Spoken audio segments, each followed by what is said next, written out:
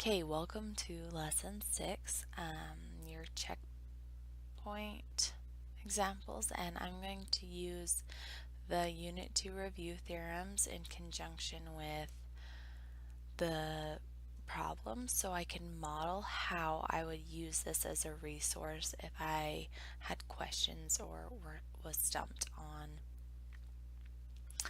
a problem. So this is what I am going to do. So we're going to start with question 1. It says use the graph to answer the question. So I'm noticing that there's these triangles. There's a blue one, triangle ABC, and a purple one, triangle XYZ. It says if triangle ABC is congruent to triangle XYZ, which transformation maps triangle ABC to triangle XYZ? Is it a dilation, a rotation, a translation, or a reflection? Now I'm going to scan this for lesson 6. Lesson 6, it says isometry, a function that moves one set of points to a new location where the distance between the new points are the same length.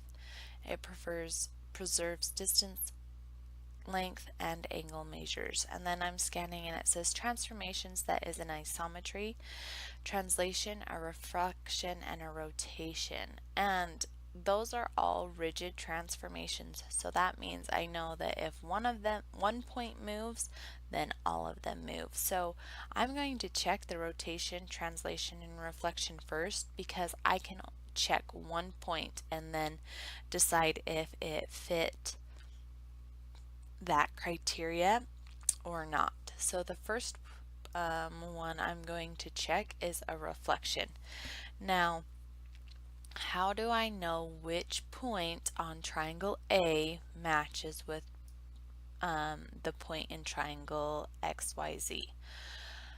And how they have it listed out is how they correspond. So point A corresponds to point X, point B corresponds to point Y, and point C corresponds to point Z. So I'm going to check point A for a reflection, and I'm going to do this two ways.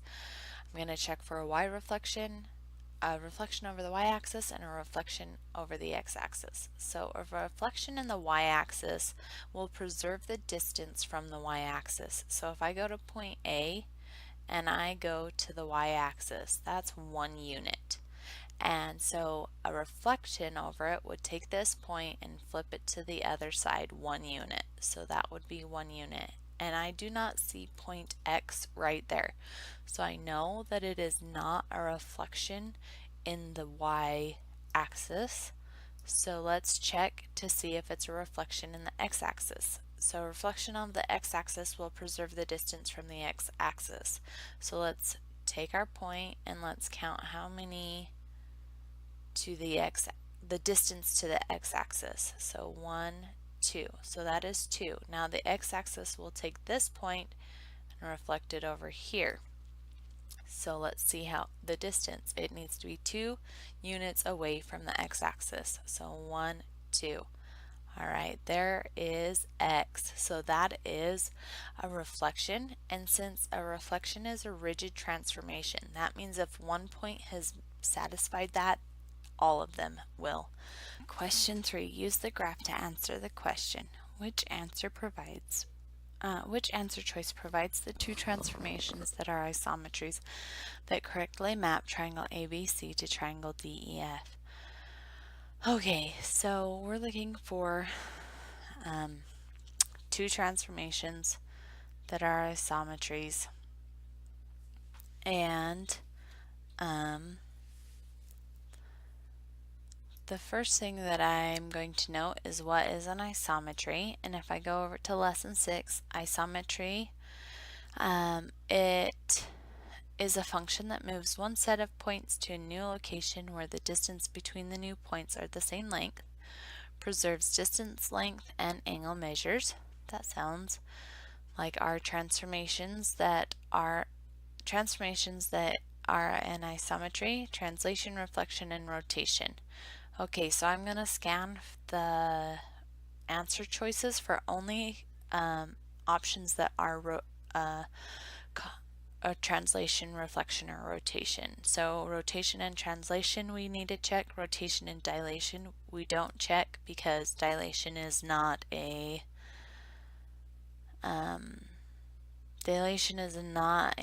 isometry.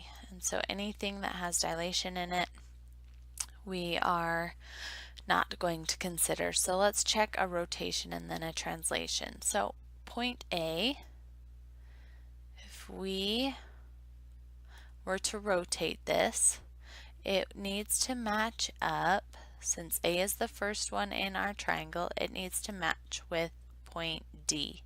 So I need to rotate it either 90 degrees or 180 or 270 and then translate it. So how I check that is I take my point A and I draw a right triangle to the origin. And I'm going to put the 90 degree along one of the axes. And then if I were to rotate this triangle, this center point at the origin doesn't change. But if I were to rotate it 90 degrees clockwise, this bottom would then change to right here, and it's 1 unit length, and then I would have a 90 degree and it would be 1 unit length up. So then that means point A would be right here after a 90 degree rotation, and then I would rotate it again to move it to quadrant 1 in order for it to be a rotation of 180 degrees. And so this bottom rotated 90 degrees would become the right here. And then I would still need this 90. So I need this 90 and I need that right there. So then point A would be right here after 180 degrees. And it looks like I could translate it up 1 unit and land on point D. So let's check and see if point C is also going to, point C, since it's the last one, would need to match up to point F. So let's see if we rotated it 180 degrees and translated it up 1 unit, if it would land where point F is. So again, I'm going to take from my origin, go straight to C and draw a right triangle. And there's the 90. So if I rotate this 90 degrees, this bottom is now on the x-axis. So, and that length is 1, 2, 3. So I need to go 1, 2, 3. And then there's the 90 degree angle. And I need to go up 1, 2, 3, 4 units. So 1, 2, 3, 4. That's where point C would be after a rotation of 90 degrees. We need to check 180. So then this bottom side of the triangle rotated 180 degrees would now be along the y-axis. So 1, 2, 3. And then that would have our 90. And this side length was 4. So then I need to go 1, 2, 3, 4. And it would be right there. And then we need to translate it up 1 unit. So does point F match right there? No, point F does not match. And since the only option left would be a reflection and a translation, that is what our option would be. So there is question 3 for you. And then question 5, which transformation is an isometry that correctly maps quadrilateral ABCD to quadrilateral MNOP? And so a dilation again, translation, rotation, and reflection. Dilation changes its size, makes it bigger or smaller. So let's check the side lengths to see if we can eliminate that. So from A to B is 1 unit. Now that would correspond to MN in the next image, and it's 1 unit. So it's not a dilation? And is it a translation? Can I pick up A and slide it over and match it to M, and then have B right here, C right here, D, and come to that point? No, there's the orientation of our new quadrilateral is opposite, so it's not a translation. So now we need to check, is it a rotation? And again, to check rotations, I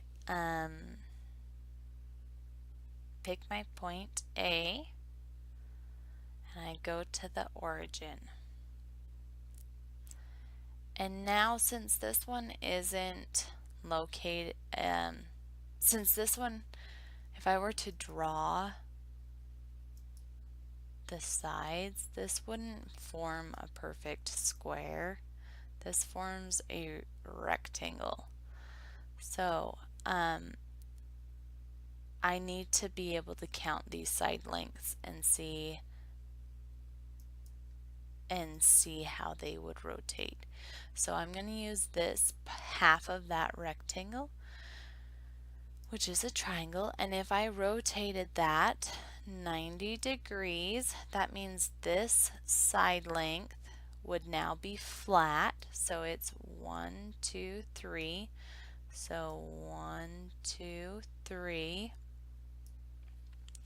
And then this side length is 90 degrees from it. And so now I need to go 2 lengths, so 2 units up, and this is where point A would be if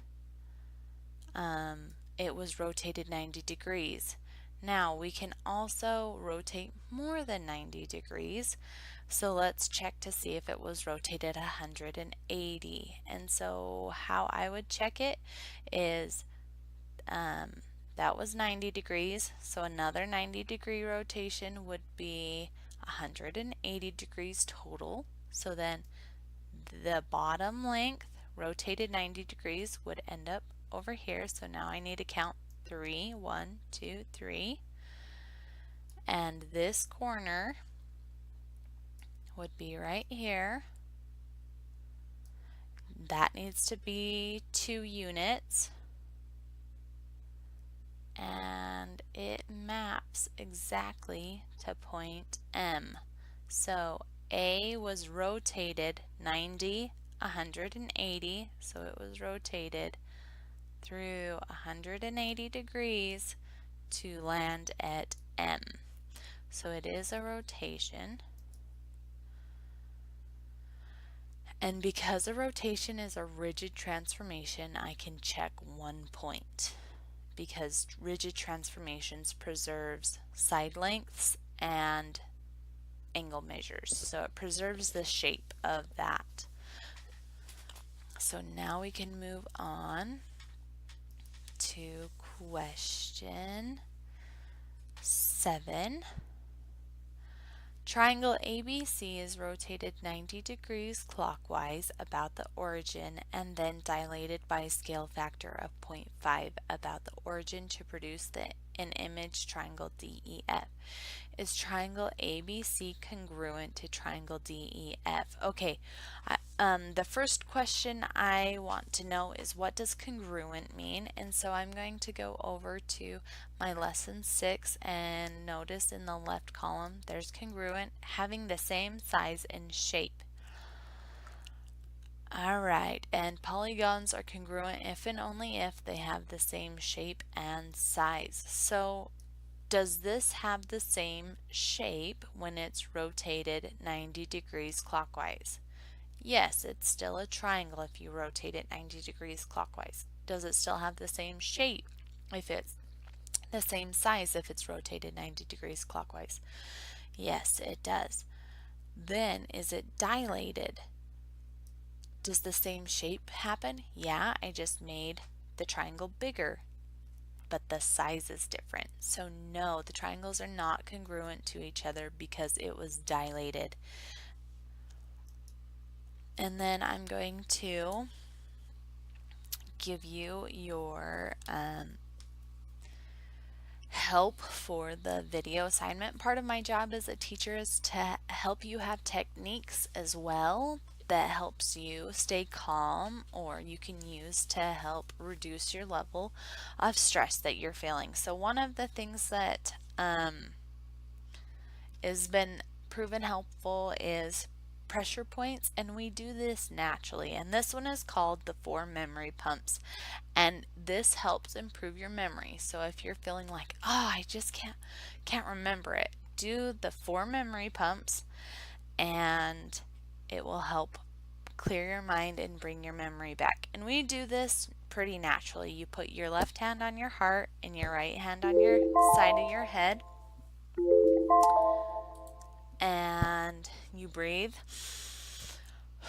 and then you move your hand to the front of your head, and we do this all the time, like, just remember, and then breathe, and then you switch hands and you breathe.